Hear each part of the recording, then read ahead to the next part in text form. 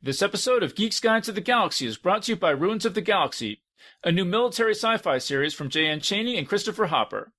Head on over to audible.com to pick up the new audiobook version performed by R.C. Bray, who has narrated more than 300 audiobooks, including The Martian by Andy Weir. And you can learn more about Ruins of the Galaxy over at ruinsofthegalaxy.com.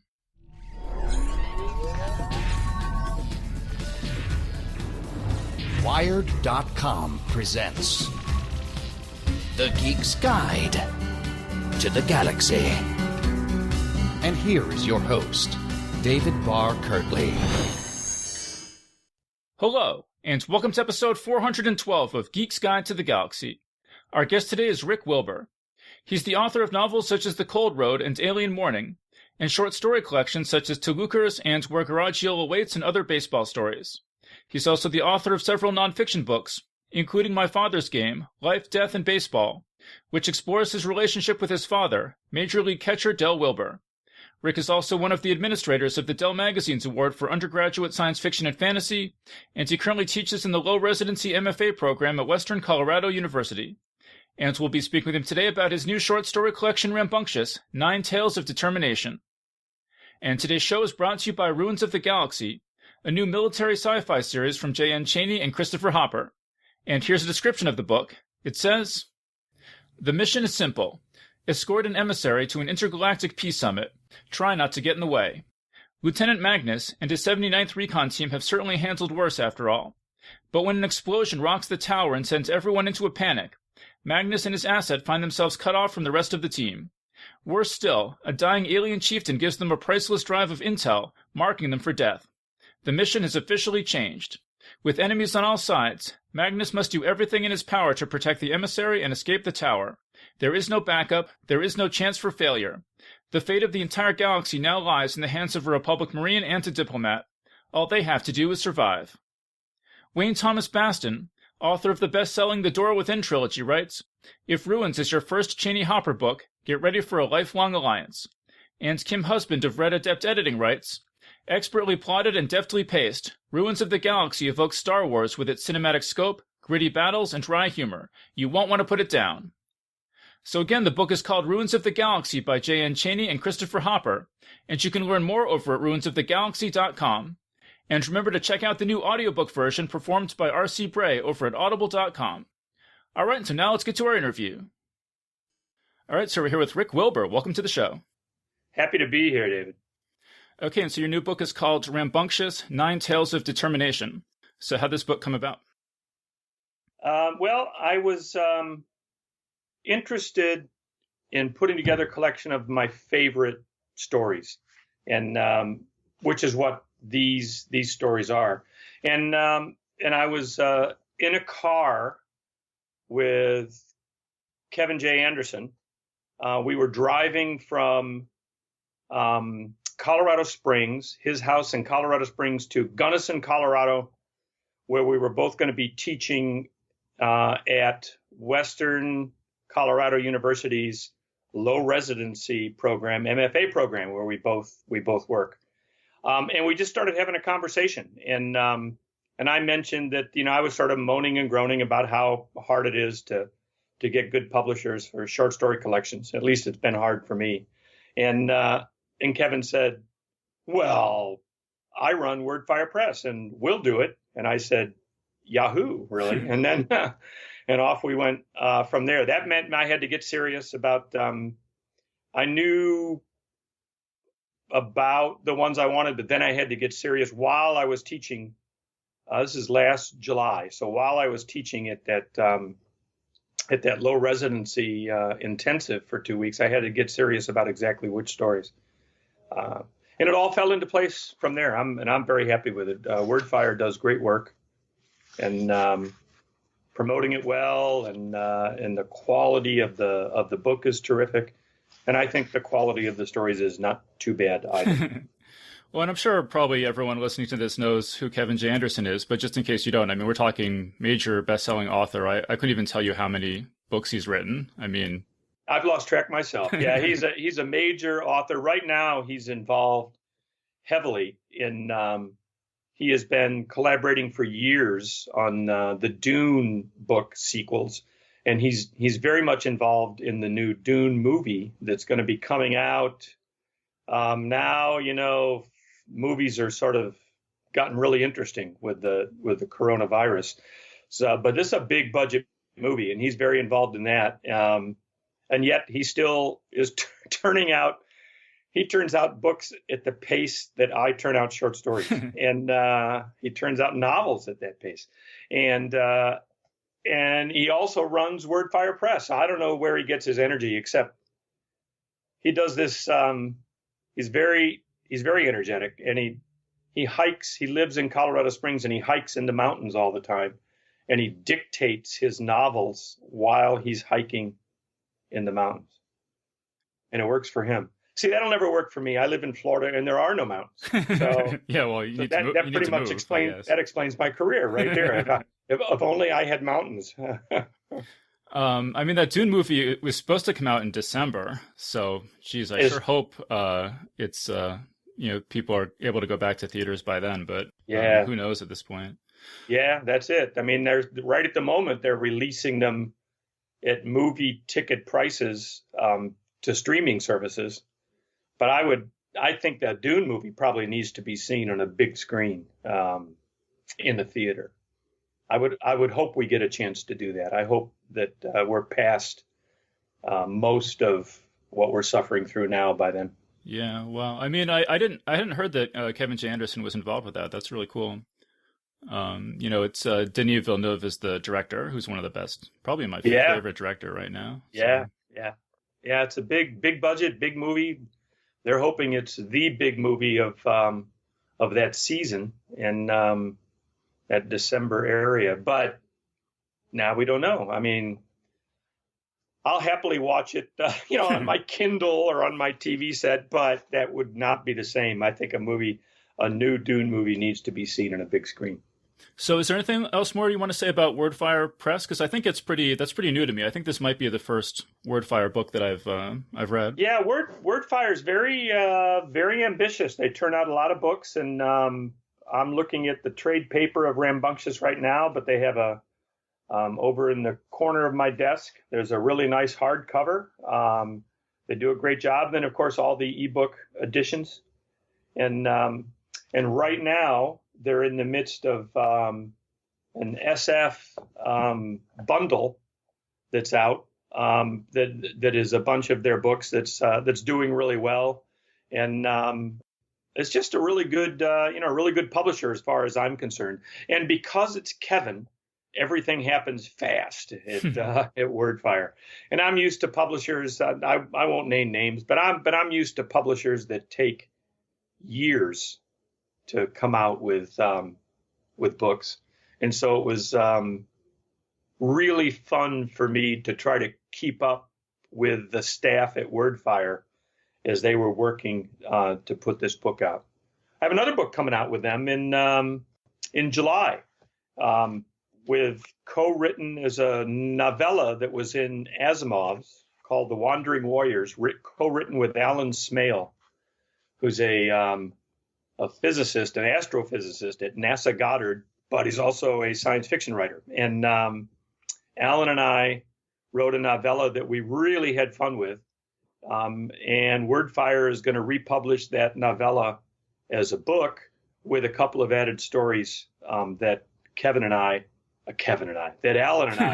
have. Well, Kevin is doing the work, but Alan and I are getting a couple stories each, a story each for 2 additional stories to sort of make the book bigger. Yeah, and Alan is one of the big names in alternate history now. He does a lot of that. He is. Alan, I've traveled with Alan and his wife Karen, and they're terrific people. Alan and I are pals, and I always feel like as long as we don't talk about anything scientific, I can sort of keep up with him.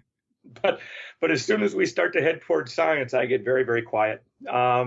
He's a brilliant guy.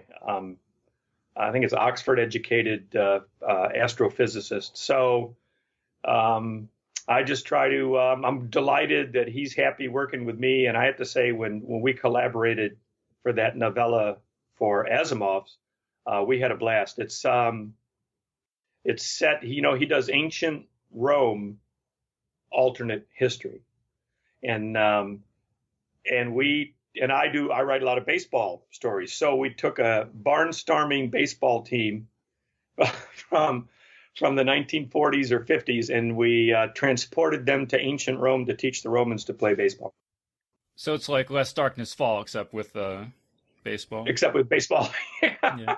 sort of. Except with baseball, and of course there's a bunch of hijinks. We meant it to be a real romp and a lot of fun, and we think it was. So we think maybe the book will do well. People will enjoy it. The story got some nice reviews. So. Yeah, great. Well, so you said that this new book is sort of like a favorite, sort of some of your favorite stories. It is. And you've been writing stories for years, so this covers 30 years worth of stories to pick from. Right. Did you ever think of calling this the best of Rick Wilber, or was no? I'm still hoping that there's a lot more, and that we'll have a best of Rick Wilber maybe in another couple of years. I have a bunch of stories coming out this year, so staying active. But these are stories I've been publishing since 1980 in anthologies, and early on in Analog, and what was then Isaac Asimov's magazine, and a bunch of anthologies. But the earliest story in this is from 1990, and the most recent story is from 2018. So that's quite a span. And it's got sort of some of my usual stuff. I write a lot about relationships between people, and relationships sometimes between aliens and people. There's a lot of sibling rivalry in here. There's a lot of really sort of rambunctious young women faced with situations where they have to overcome difficulties, and I shouldn't give too much away, but they do. I'm sort of into happy endings for the most part. So these, once I had realized these were the stories I was looking at, that made it easier for me to, out of, I think, 55 published stories, it made it easier for me to find my favorite ones that were reflective of those sorts of things. And I'm known best for baseball stories, no question. And I sort of wanted to not have this filled with baseball stories. I've had a collection before that was baseball stories. That was great fun. But not everybody likes baseball. Certainly not everybody likes it like I like it. So I wanted to sort of dodge that. So very courageously, there's 3 or 4 stories in here that have women's basketball. So it's not baseball, and a men's basketball player, and a quarterback for the Hamilton Tiger Cats in the Canadian Football League. So that's me being daring and not writing about baseball. Well, so you mentioned that the earliest story from 1990 is War Bride, which originally appeared in the anthology, the Ellen Datlow anthology, Alien Sex. Right. So how did you get invited to contribute a story to Alien Sex? Yeah, Ellen, I had been, my career was, I was doing all right, but I had maybe, 5 or 10 stories published at the time. And Ellen had come to guest lecture with me at a college where I was then teaching. And she was talking about all these various anthologies she was doing. And I said, can I pitch you a story? And she said, sure. And this is the story I pitched her. And with some expert editing advice and improvements from her, the story found its way into that anthology. And it was that anthology is alive and well even today, perhaps because it's got one of the greatest names of anthologies of the last 50 years. Yeah, and the War Bride story, I really liked it, and it's not a lot of sex in the story. It's but it's kind of about a relationship between a human and an alien. And, there you go. And the alien is the human is about to escape from the Earth with the alien, and has a conversation with his best friends, who's being left behind and doesn't know that the Earth is about to be destroyed. And it's a really poignant, moving story. Can you talk a little bit about how that idea came to you? Yeah, well, that started with I was at the time I've always sort of interested in politics and and American economic empires that and how we get involved in other countries and we promise them things and then we leave. And this was, I was reading about America's relationship with the Philippines at the time. And it was, there were some sort of the typical things where we have been, where soldiers do that. You know, they fall in love or they fall in lust and then they have to leave people behind. And I thought that's kind of a tragic story. And then I began to think, you know, what if that happened to Earth instead of America doing it elsewhere? What if it happened? And I just made it sort of a more global or even galactic story. And then I wanted to sort of turn things on its ear in terms of genre, in terms of gender issues. And so I had it be he's a guy and a basketball player, and he's successful, but he's also the lover of an alien, and the aliens have come and are generally benign in the way they rule Earth. And so he's had a good life with this alien, but now a much more aggressive alien race is coming and wants to boot out the nice guys and take over, and they're going to wipe out Earth while doing that. And so the nice aliens are leaving, and a few very lucky people get to go with them. If you think of the United States and the Vietnam War, you see all sorts of parallels there as well. Yeah, and I mean, you've written a number of short stories and a trilogy in progress involving the sort of alien civilization. Is it fair to say that this War Bride story is the seed that all that grew out of? You absolutely nailed it. You're the first person to do that, David. Well done. Yeah, once I wrote this story and I thought, well, that's interesting. I think I'll pursue that. And those became my Sudani Empire stories. I changed some names around, but it's essentially the same thing. I've had a number of those stories in Asimov's, short stories, novelettes, novellas in Asimov's, following some Sudani characters and one particular Earthie, as they call him, Peter Holman, and the troubles he has with aliens who, on the one hand, seem to be relatively benign and helpful to Earth, but on the other hand, with one flick of what they serve as fingers, they could wipe out a continent. So they're so powerful that you don't dare not sort of get along with them. And once you do, you could be sort of, emotionally, financially seduced by the favors you get. And so I've written a lot of stories about the Sudanis and their relationship with Earth. In fact, I'm working on one right now. Yeah, well, looking forward to that, because I really enjoyed War Bride, and there's another there's one of those Sudani stories in the book called Several Items of Interest. Right. And right. One thing I thought was really interesting is, I've heard a lot of people suggest, it wouldn't make sense for aliens to conquer Earth, because if they had the technology to get here, we would have nothing to offer them. They could do pretty much anything with their technology. And I thought it was interesting in this story is that what the Sudani want from Earth is this sort of like cachet of Earth alcohol, that it's sort of a novelty in their civilization. And so it's not like they couldn't create the same thing with their technology, but it's like the social value of having this exotic product. Right. And there's a thank you, because that's a major thing I worried about early on with this whole series. Why would they bother? And I thought, well, they would bother because they have other planets in their economic zone, in their empire, and they can sell handcrafted Earth alcohol to the other places who will pay exorbitant prices for it, because this was handcrafted on Earth.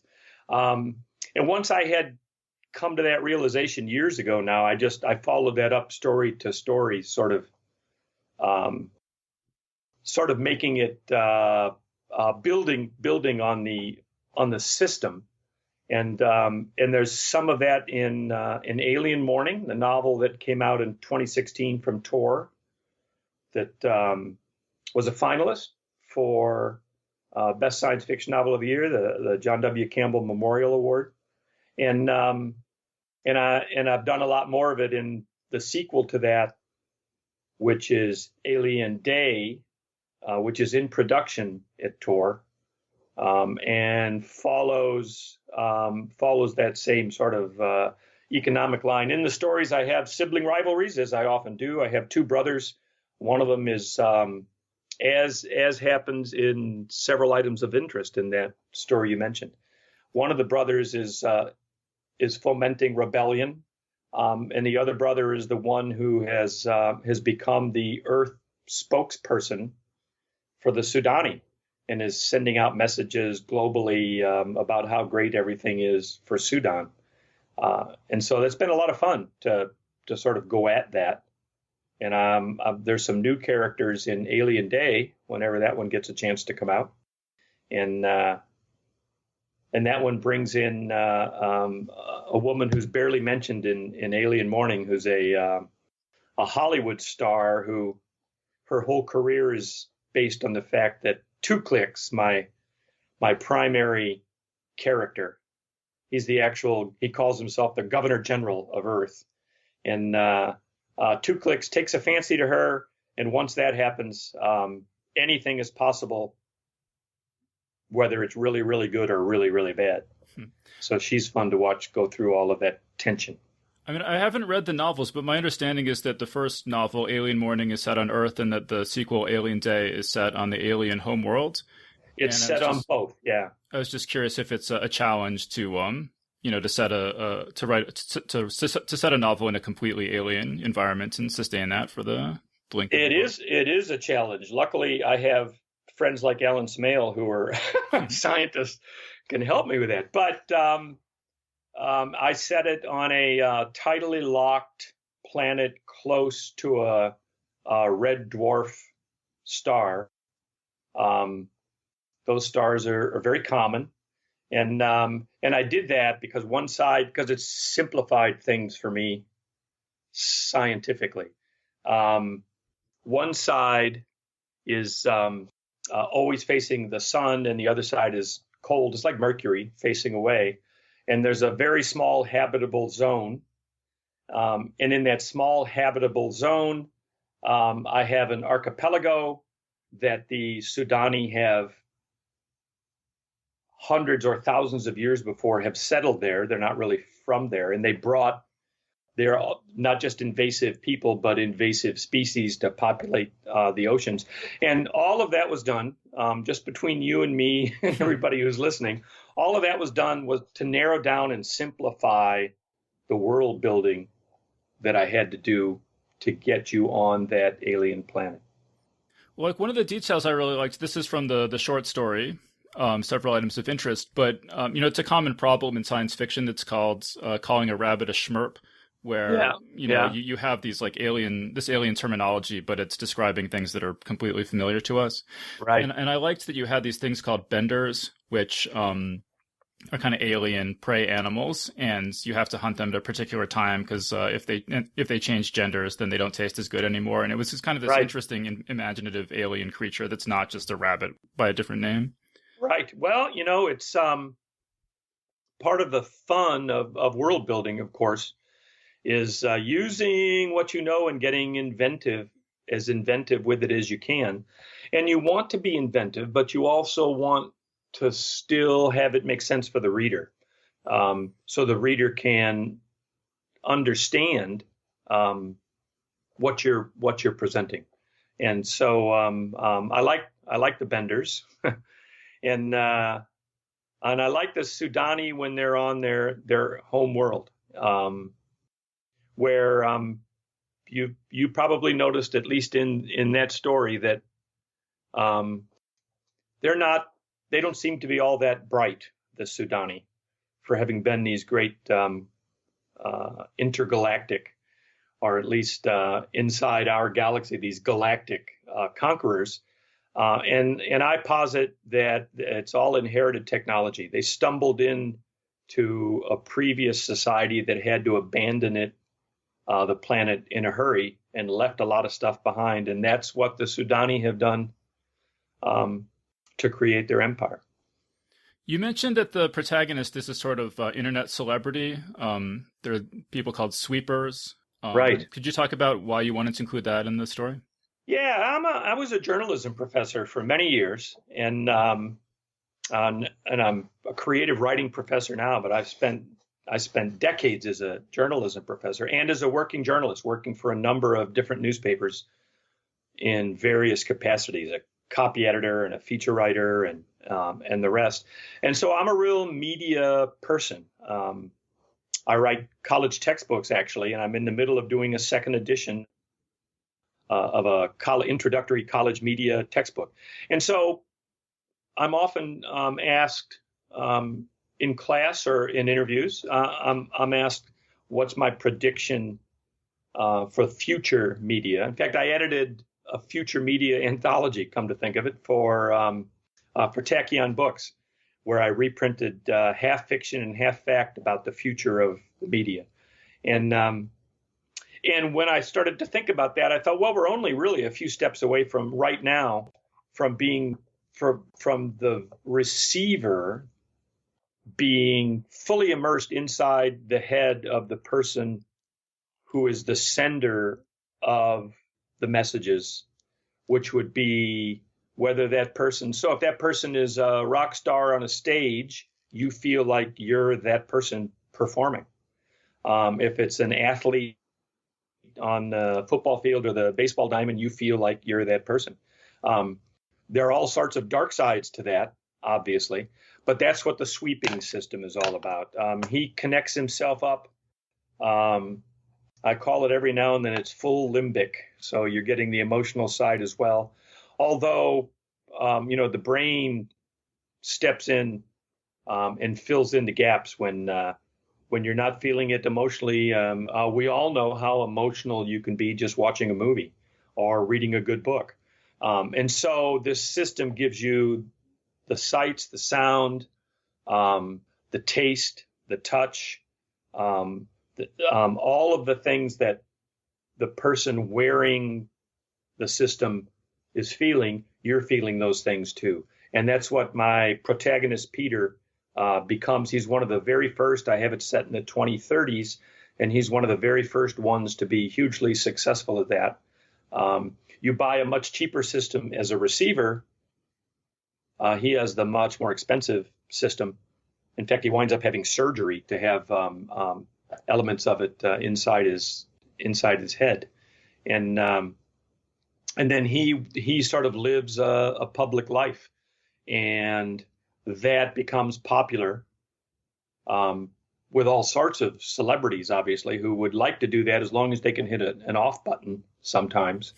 But that was my motivation to have that system, was thinking about what the media might be like in the future and the near future.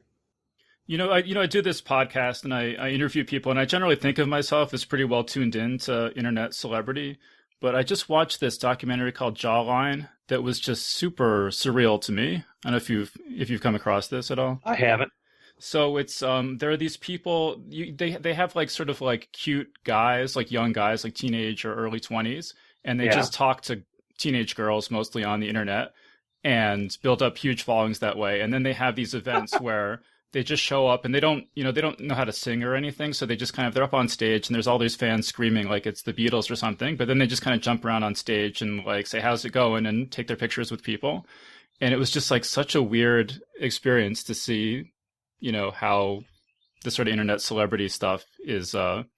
It's amazing. Our daughter, who's a biologist in her late 20s now, and her friends, are all big fans of gamers who perform publicly, and you watch them play the games. That's become a big business, and that's liable to become a much even bigger business now that you can't pack 50,000 people into a baseball park. So I have to admit that I'm of the generation that doesn't quite get that, but that's okay because that works for them, and it's they get excited about it. They watch these players do their thing, and those players are now famous celebrities. I could not name a single one of them, but they're very, very famous celebrities.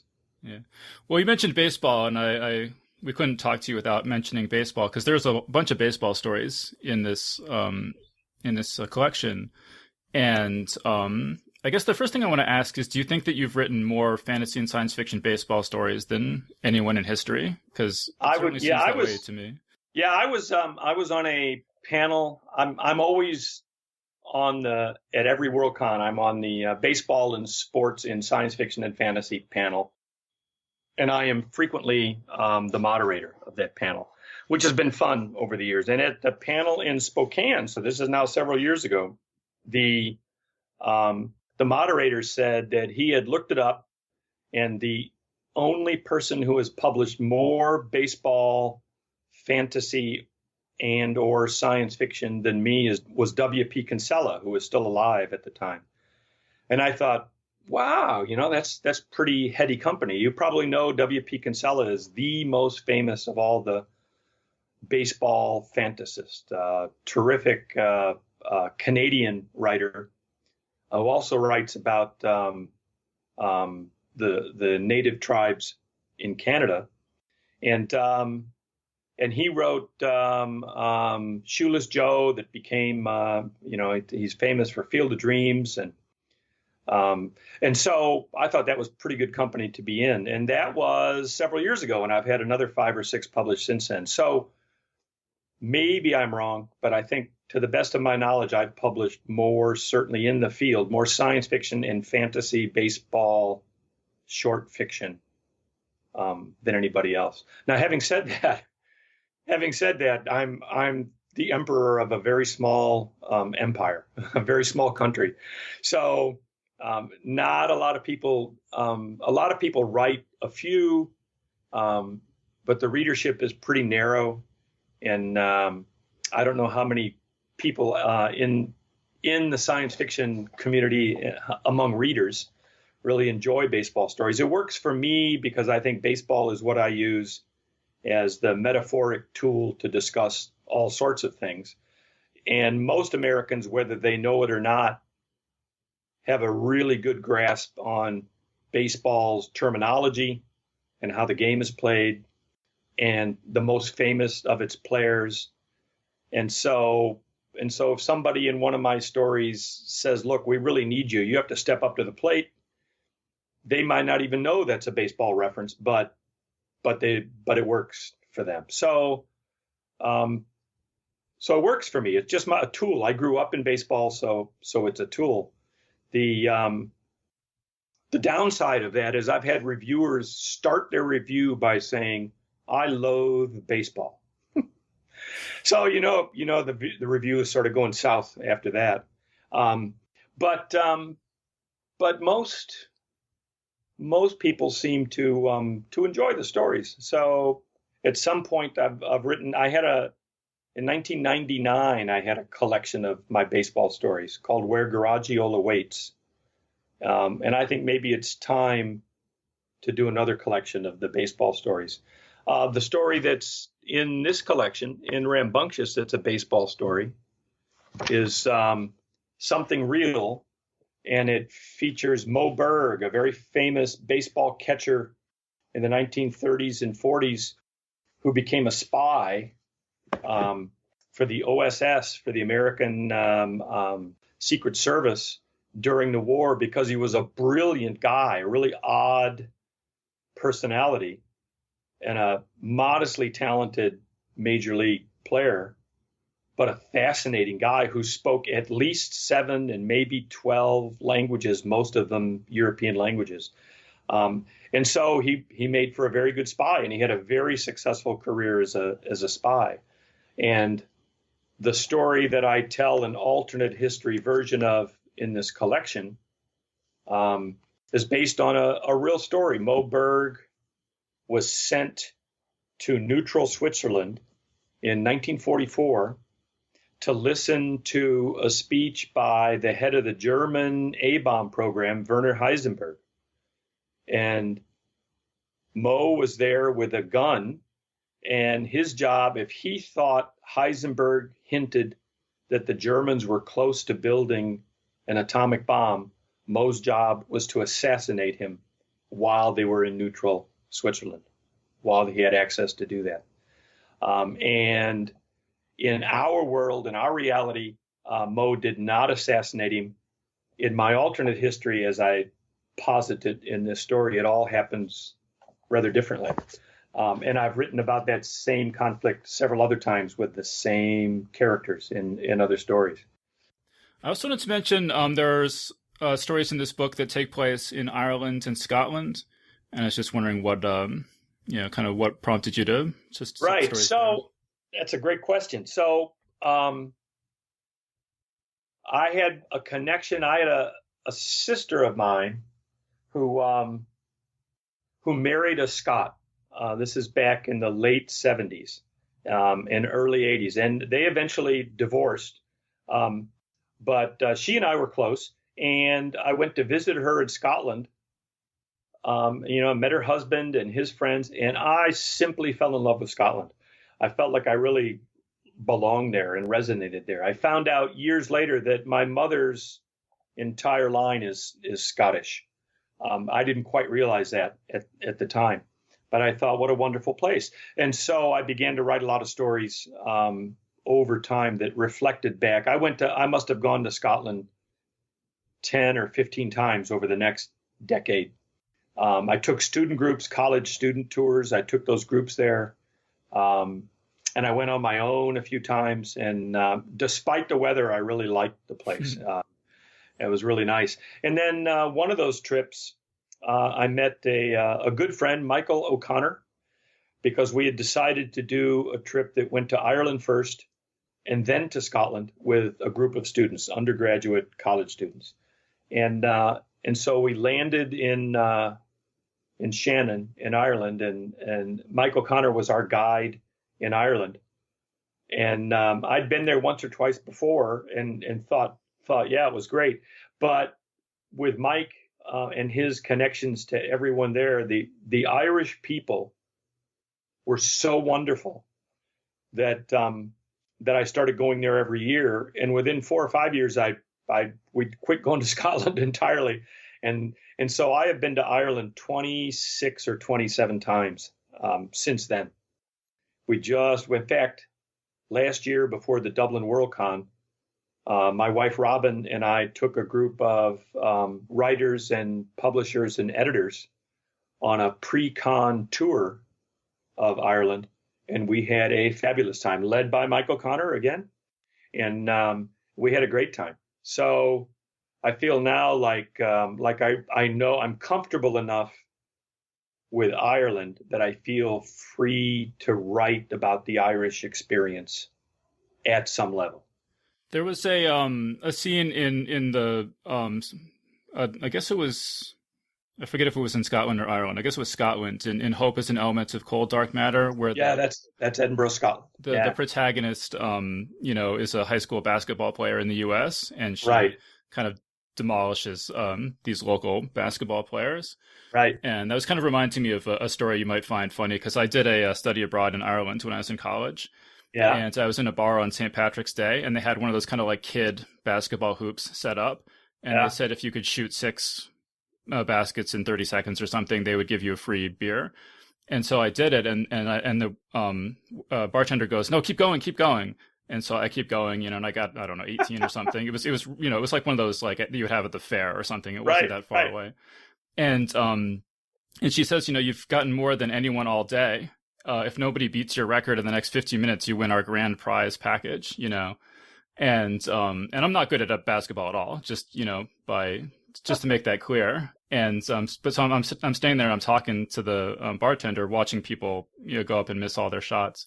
And she says, "Oh, where are you from?" And I say, "New York." And she's like, "Oh, are you here to play basketball?" That's great. So that's wonderful. That's a wonderful story. I've had that happen. I was a college athlete. My father was a Major League Baseball player. I should mention that when I talk about growing up in a sports family. And then he was a minor league manager for many years, AAA manager for many years. So I grew up in dugouts and clubhouses of major league teams through the 1950s into the 60s. And so I was a pretty good baseball player. I inherited some skills. So I played in high school and went off to college on a football scholarship to the University of Minnesota. And you probably saw a little bit of that in Today Is Today, the opening story of this. I sort of steal some of my memories from that. But the point would be that eventually I wound up playing Division II basketball at Southern Illinois, Edwardsville. And I sat on the bench. All I could do was shoot, but I wasn't very good at anything else. But every now and then the coach would need me to come in and score 6 points, and I would come in. So one time I went several years later, and I go to Scotland, and I had a chance because of a friend there. I had a chance to work out with the Scottish national basketball team, and they were in a gym in Edinburgh. And I was able to hold my own. I mean, I was exhausted at the end of a half hour, but I was able to hold my own. I scored a few baskets and I played some defense. And that, in those days, that said something about Scottish basketball in that era, that a bench warmer on a Division II team in the Midwest of America could stay on the court and not be embarrassed. So it was a similar thing that that in those days, basketball was not a major sport in those countries. Since then, that's all changed, and they play excellent basketball in Ireland and Scotland, and of course, European basketball is famous for its high quality. In fact, our NBA teams are stealing players from Europe all the time. But back in those days, it was a pretty rare occurrence. I also wanted to ask in the Ireland story, Walking to Boston, there's a scene where it's a sort of a flashback to World War II and a B-25 bomber crashes. And I thought it was just really, really well written, that scene. And I was thinking it must have taken a lot of research, or just what was your writing process for doing that? You are asking fabulous questions. So my father-in-law was top turret gunner in a B-25 bomber in World War II in the Pacific Theater. He died some years ago, but toward the last few years of his life, we had numerous conversations of what it was like being inside a B-25. He was flight engineer and top turret gunner. We had a chance to one of those air museums to go see a B-25, and I was there with him as he was remembering what it had been like for him in the Pacific Theater. And then I had a chance to be inside one at another air museum later after he had died. And I was so fascinated by that particular aircraft that I've used it in a number of stories, including that particular story, Walking to Boston, and that particular story. And those memories that are used there, my father-in-law and his crew flew 25 or 30 missions, and they all came home. They had some crash landings and they had some excitement and they were involved in a lot of action, but they all came back. But they never crash landed on the Shannon estuary in Ireland. But it was pretty easy for me to sort of be inside the head of my protagonist because I had had so many conversations with my father-in-law, who was a great guy.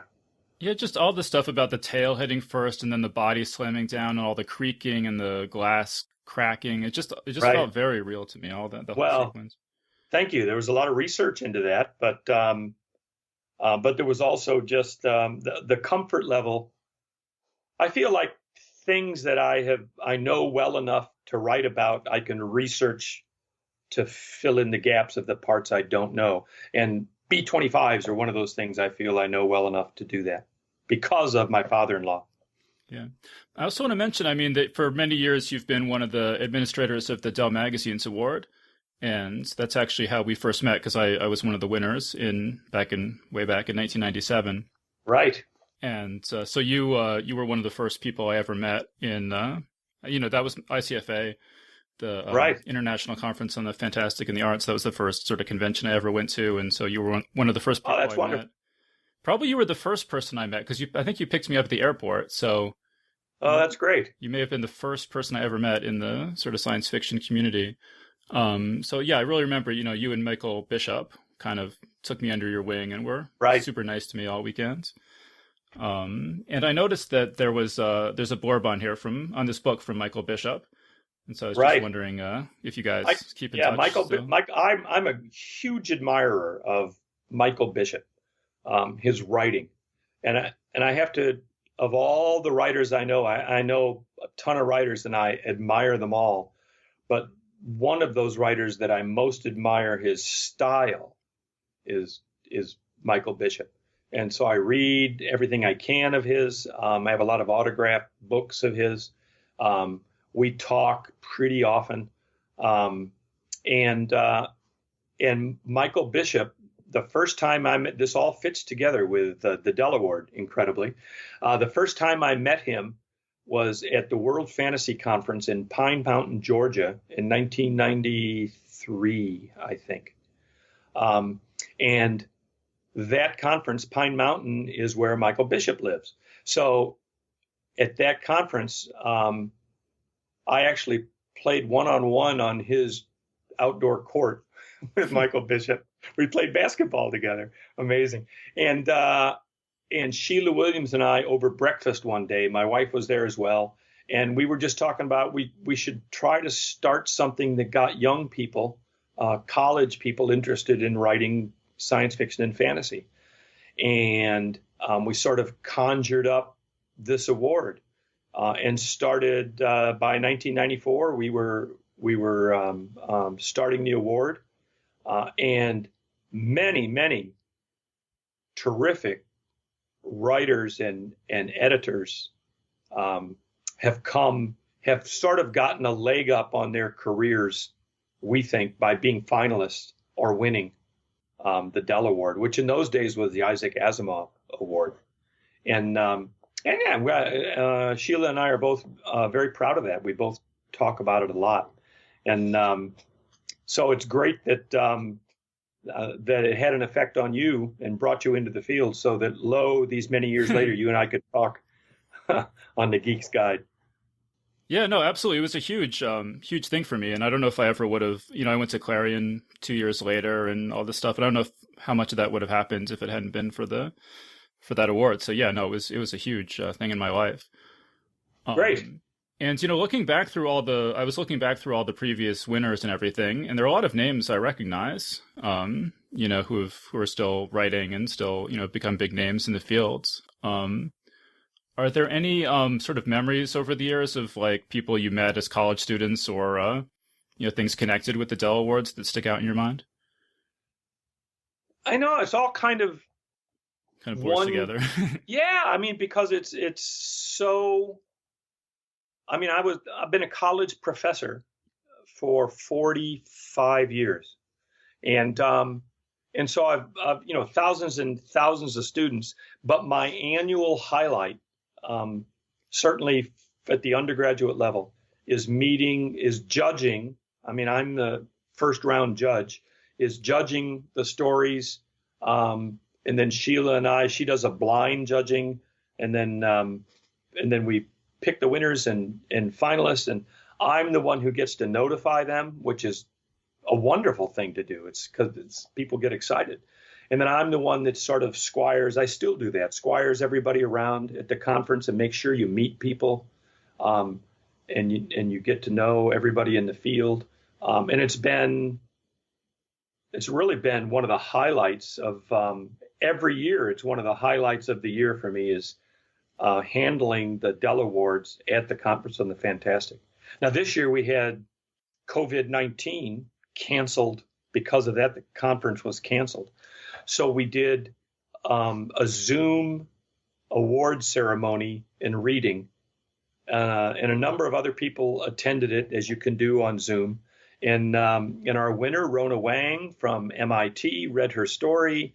And then I chatted a little bit, and Sheila chatted a little bit.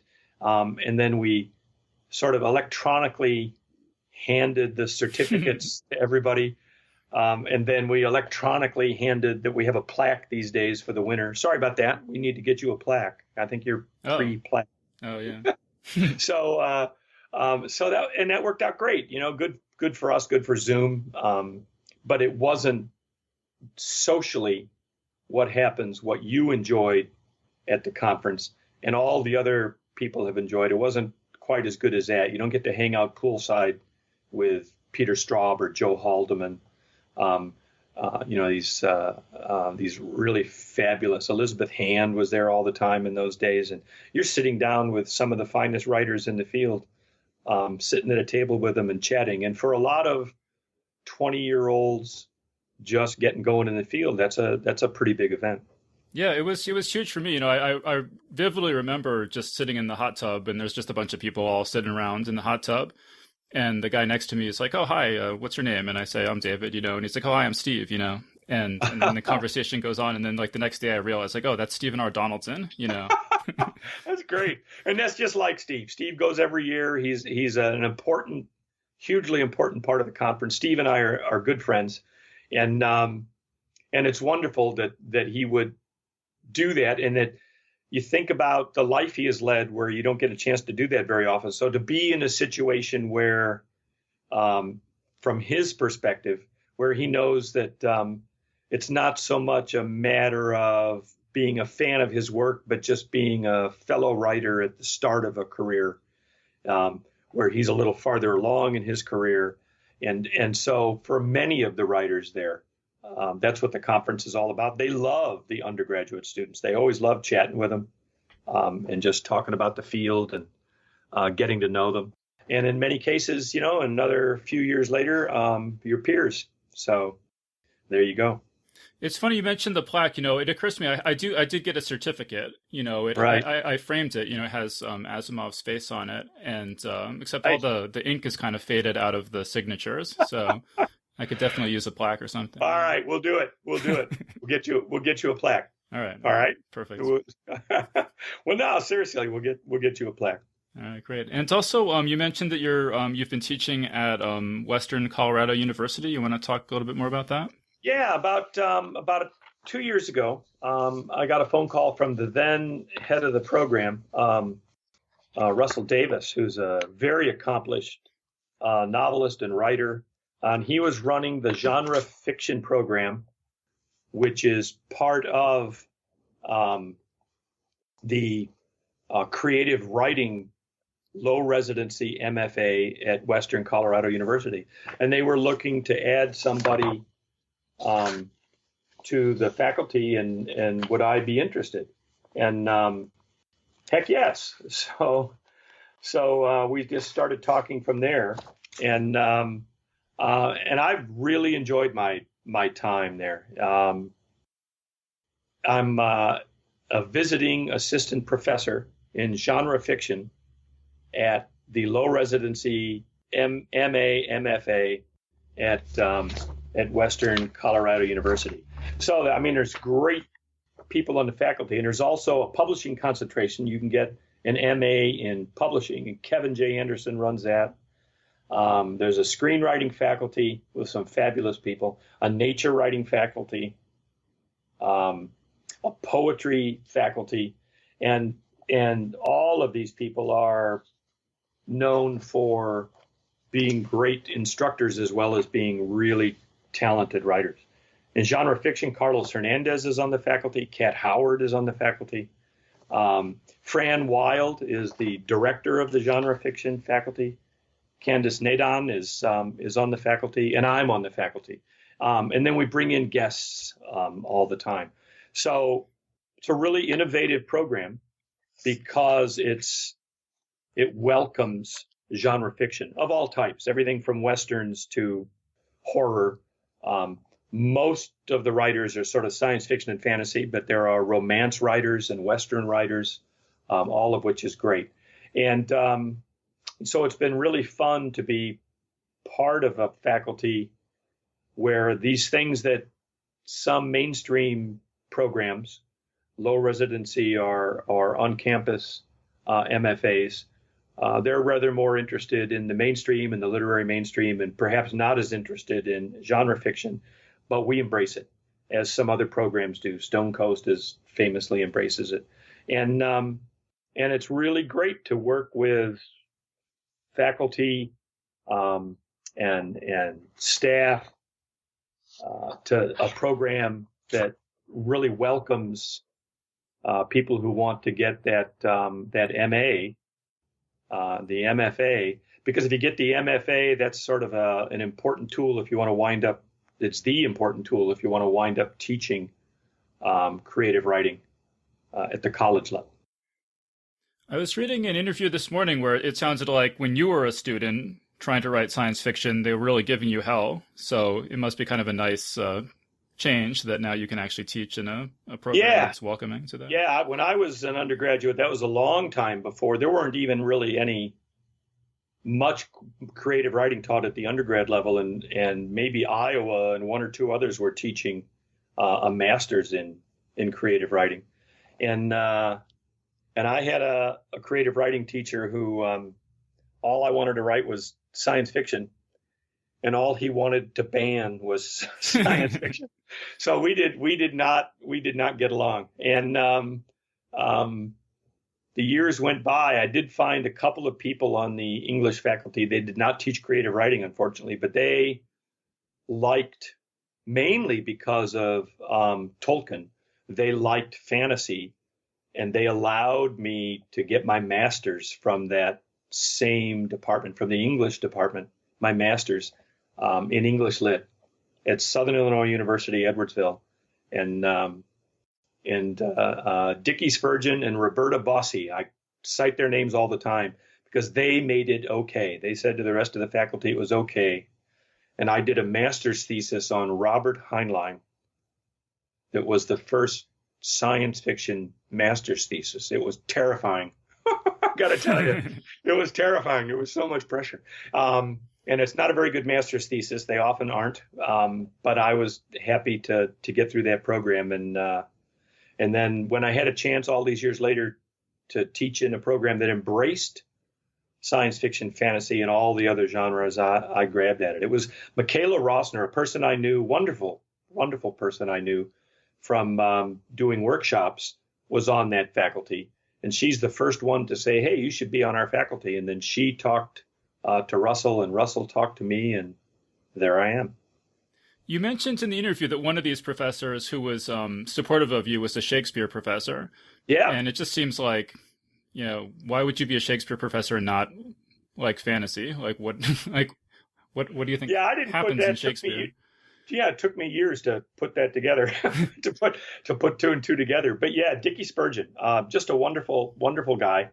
And he was very open to it. In fact, I still remember I was taking a class in Shakespeare from him, and he allowed me for my term paper at the end of the semester. This is, I think this was still undergraduate. So my term paper at the end of the semester, he allowed me to do a science fictional version of King Lear. And he gave me an A, bless his heart. That's a memory I haven't conjured up in a long, long time. But I think he just gave me an A for my being courageous enough to take that on, to do my version of King Lear. Yeah. I'd be afraid to look at that now. All right, great. So we're pretty much out of time. So do you want to just talk about any upcoming projects you have, or just anything else you want to mention? Well, yeah, I've done a couple of collaborations. Let's talk about that. I have a collaboration in the May-June Asimovs with Brad Aiken, Dr. Brad Aiken, who's a medical doctor, a physiatrist. I think I said it correctly. He works in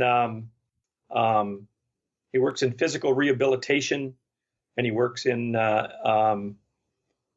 he gets involved in making and getting a chance for people to recover from serious injuries. And Brad and I talked about, he's a big baseball fan. Poor guy is a Baltimore Orioles fan, which is, in the last few years, has been a really difficult thing to be. But Brad and I started talking about doing a story, and he'd never been in Asimov's and was really anxious to see if we could get one in. And I liked a lot what he had to say, and I fell back, as I do with scientists of all sorts, I fell back on his expertise in that story. And we have a story that's in the current Asimovs called Ithaca, that combines his medical knowledge and my baseball knowledge, and tells the story of a woman baseball player, an outstanding player, and her troubled brother. There I am again, same thing again, right? Sibling rivalries in baseball. So, and then I have another collaboration that's coming up in the fall, I think, in Asimov's with Kevin J. Anderson. Kevin and I, in another car drive, he said, let's write a short story together. And I said, sure, thinking that meant over the course of the next year we would work on it. So we got where we were going, and we knocked out an idea, and we got where we were going, and I got settled in, and I did whatever I did that day. And then the next day, Kevin sends me the first draft of a short story based on our idea. And I thought, I don't think I can keep up with this guy. But he was very kind about letting me have all the time I needed. So what he did in 5 or 6 hours, I did my part in 5 or 6 months. And that story will be out in the fall. It's a novelette called The Hind, Hind, and it's a generation ship story that Kevin and I wrote. That, to the best of my recollection, has no baseball in it. So let's make that a note. And it's a really good story. It was really fun working with Kevin. I thought you were going to say Kevin says, "Okay, let's get started," and just whips out his tape recorder and starts dictating the story while you're driving. That's what not while he's driving, but he went for a mountain hike the next day, and on that mountain hike dictated the entire first draft of the story. To me, that's almost unfathomable, except I know he did it because I saw it happen. Otherwise, I would never believe that's possible. He took time out from writing a novel to write a short story in one hike. And then I had a story in an anthology, Movies, Monsters, and Mayhem, that's coming out in July. That's really innovative anthology where the master's students at Western got a chance to do all of the work that students do, selecting stories, soliciting stories, all about monsters, movies, and mayhem. And it's got several writers that were solicited. I was among those, but we still had to pass muster, they said. And that story is another one of my Sudani stories called False Bay. It's set in False Bay, which is Cape Town, South Africa, which I've never been to, but my daughter, the biologist, went there to do research. And so she shared with me all of her information about caracal cats and False Bay and all the rest. So she was the expert I leaned on for that one. So all of that's coming out in the next few months. Actually, I'm excited about that. I have a couple reprints coming out in Pulp House that Pulp House is reprinting from many years ago. So it's a busy time for me as a writer. And then Alien Day, one of these. Alien Day will be out. It was going to be out in November or December of this year, and they pushed it back, much to my disappointment. But that's how it goes in the business sometimes. They pushed it back to next June, June, I think. Oh, well, and that's Tor Books. Yeah, well, hopefully we'll all be able to go to the movies by then. So we're hoping for Kevin that the Dune movie gets to be seen the way I'm sure it's meant to be seen, which is on a big screen in a comfortable theater. Yeah. Absolutely. All right, so we've been speaking with Rick Wilber about his new book, Rambunctious. So, Rick, thank you so much for joining us. Thanks very much, David. It was great talking to you. And that was our interview. So big thanks again to Rick Wilber for joining us on the show. And remember that Geek's Guide to the Galaxy is made possible thanks to support from listeners like you. So if you enjoyed the show and want it to continue, please sign up to give us $1 or $2 per episode over at patreon.com/geeks. And if you'd rather make a one-time contribution, you can do that via check or PayPal over at geeksguideshow.com/crowdfunding. So big thanks again to everyone who's contributed. We really appreciate it. I also want to thank J.N. Chaney and Christopher Hopper for sponsoring today's show. Check out their military sci-fi novel Ruins of the Galaxy over at ruinsofthegalaxy.com and to pick up the new audiobook version over at audible.com. Alright, so that was our show. So thanks everyone for listening, And we'll see you next time. The Geek's Guide to the Galaxy is a production of Wired.com. For more information about the show, visit geeksguideshow.com. To learn more about your host, visit davidbarrkirtley.com. Music and voiceover produced by yours truly, Jack Kincaid. If you enjoyed this program, tell your friends. If you didn't enjoy it, tell no one. Thank you for listening.